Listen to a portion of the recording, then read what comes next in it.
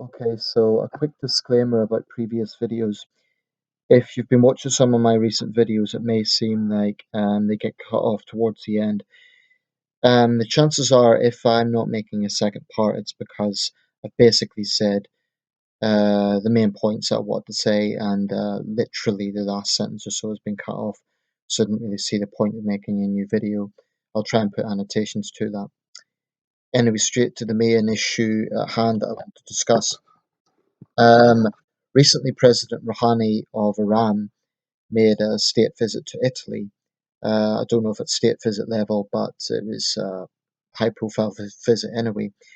And not so long ago, he also made a visit to France. Now, whether or not you feel that President Obama's policy on Iran is correct, I've got very mixed views on it myself.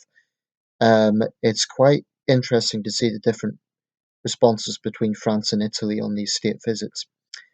In the case of France, there was apparently a bit of awkwardness, to say the least, because the Iranian delegation at the Elysee Palace took exception to the fact that there was going to be wine at the state dinner. And so the French offered to reschedule this for a lunch. The Iranians said this was downplaying their visit, and other leaders are afforded a full state banquet. They ended up basically having a tantrum about it, from my perspective, and basically making demands of their hosts. The French stood firm and said, no, um, there's going to be wine on the menu, we're not budging. Um, the important thing about this is that two things. Firstly, it goes without saying that wine is a big part of French culture. Secondly, and this is very important, no one was putting pressure on the Iranian delegation to drink wine. So from what I've looked into this, there was absolutely no justification for the Iranians to respond the way they did. I mean, I could understand if they were being forced to drink wine, which in Islam is prohibited. Certainly, if you're interpreting a strict conservative view of Islam, then alcohol is forbidden. And as far as I know, the French side was not expecting them to drink, but simply making the point that it's not coming off the table. Now, the Italians have taken a very different approach under the administration of Matteo Renzi, and in the case of Italy, they've actually went to the extent of covering up nude statues. These are presumably ancient Roman statues. They're covering them up, uh, or perhaps not ancient Roman, I should say, Renaissance statues, Michelangelo's and so on, covering them up because depictions of nudity are taboo in this interpretation of Islam. Again, this has provoked a lot of questions. I think it's pretty disgraceful, to be quite honest. Disgraceful on two fronts. Disgraceful that the Iranians have the arrogance to make those sort of demands of their host nation.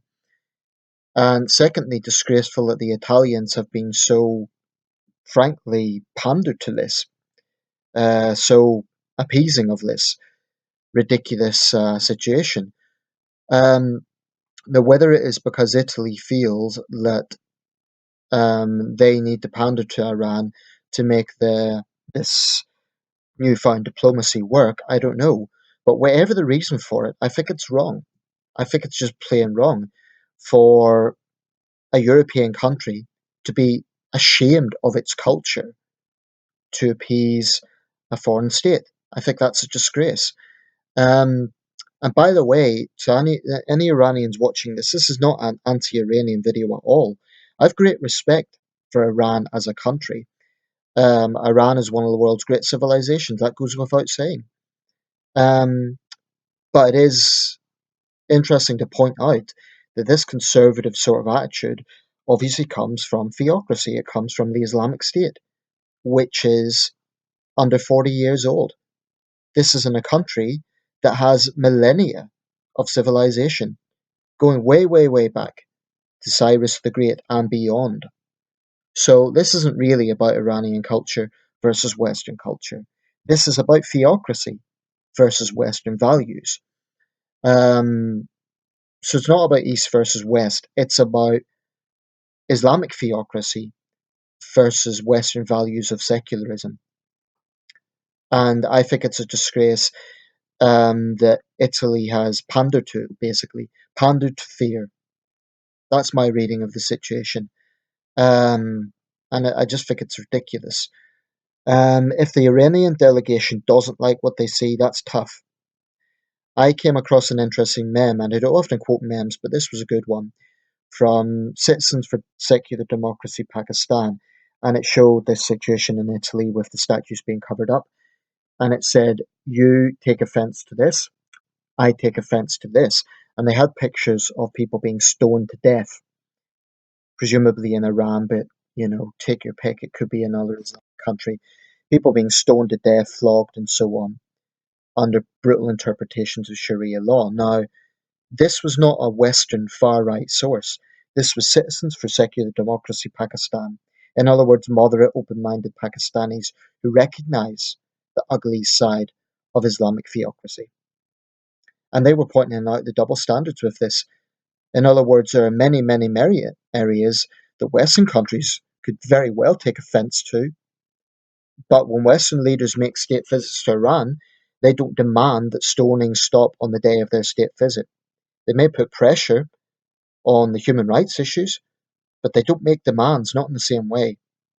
So my interpretation of this is it's the demonstration of President Rouhani's arrogance, at least his delegation's arrogance. I mean, when he came to office, I really did think he would be more moderate, and in some ways he has been, compared to Ahmadinejad. But I think this demonstrates that the Islamic Republic is not that interested in changing. Certainly, we can argue about the nuclear issue, but in terms of human rights, it's a very, very long way to go. Um, and I think the West has to stop pandering and being so, frankly, weak in the face of this. And when I say this, I'm talking about theocracy. Because as we speak, there are people being stoned to death. This is not an exaggeration. It's not something cooked up from some far right website. It's a fact. It's a cold, hard fact. And it sickens me that this is still happening in the year 2016.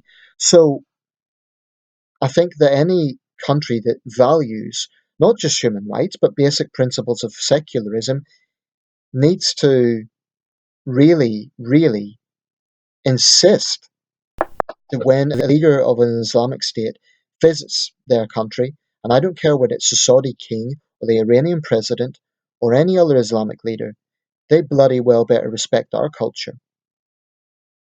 And if they can't, then that's going to impact diplomacy. And I'm disappointed with Matteo Renzi. I like the guy. I think he's a decent man, but I think he's dead wrong on this.